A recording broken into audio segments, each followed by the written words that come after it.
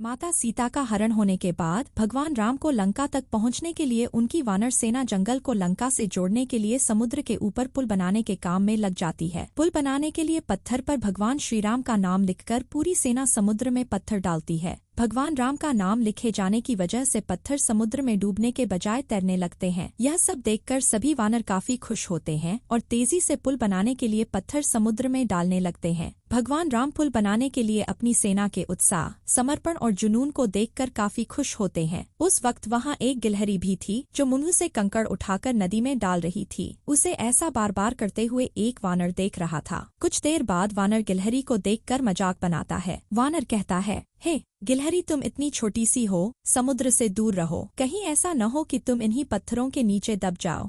यह सुनकर दूसरे वानर भी गिलहरी का मजाक बनाने लगते हैं। गिलहरी यह सब सुनकर बहुत दुखी हो जाती है। भगवान राम भी दूर से यह सब होता देखते हैं। गिलहरी की नजर जैसे ही भगवान राम पर पड़ती है, वो रोते रोते भगवान राम के समीप पहुंच जाती है। परेशान गिलहरी श्री राम से सभी वानरों की शिकायत करती है। तब भगवान राम खड़े होते हैं और वानर सेना को दिखाते हैं कि गिलहरी ने जिन कंकड़ों व छोटे पत्थरों को फेंका था, वो कैसे बड़े पत्थरों को एक दूसरे से जोड़ने का काम कर रहे हैं। भगवान राम कहते हैं, अगर गिलहरी इन कंकड़ों को नहीं डालती तो तुम्हारे द्वारा फेंके गए सारे पत्थर इधर उधर बिखरे रहते। ये गिलहरी के द्वारा फेंके गए पत्थर ही हैं जो इन्हें आपस में जोड़े हुए हैं। पुल बनाने के लिए गिलहरी का योगदान भी वानर सेना के सदस्यों जैसा ही अमूल्य है। इतना सब कहकर भगवान राम बड़े ही प्यार से गिलहरी को अपने हाथों से उठाते हैं। फिर गिलहरी के कार्य की सराहना करते हुए श्री राम उसकी पीठ पर बड़े ही प्यार से हाथ फेरने लगते हैं। भगवान के हाथ फेरते ही गिलहरी के छोटे से शरीर पर उनकी उंगलियों के निशान बन जाते हैं। तब से ही माना जाता है कि गिलहरियों के शरीर पर मौजूद सफेद धारियां कुछ और नहीं बल्कि भगवान राम की उंगलियों के निशान के रूप में मौजूद उनका आशीर्वाद है। कहानी से सीख: दूसरों के कार्य का मजाक नहीं बनाया जाना चाहिए।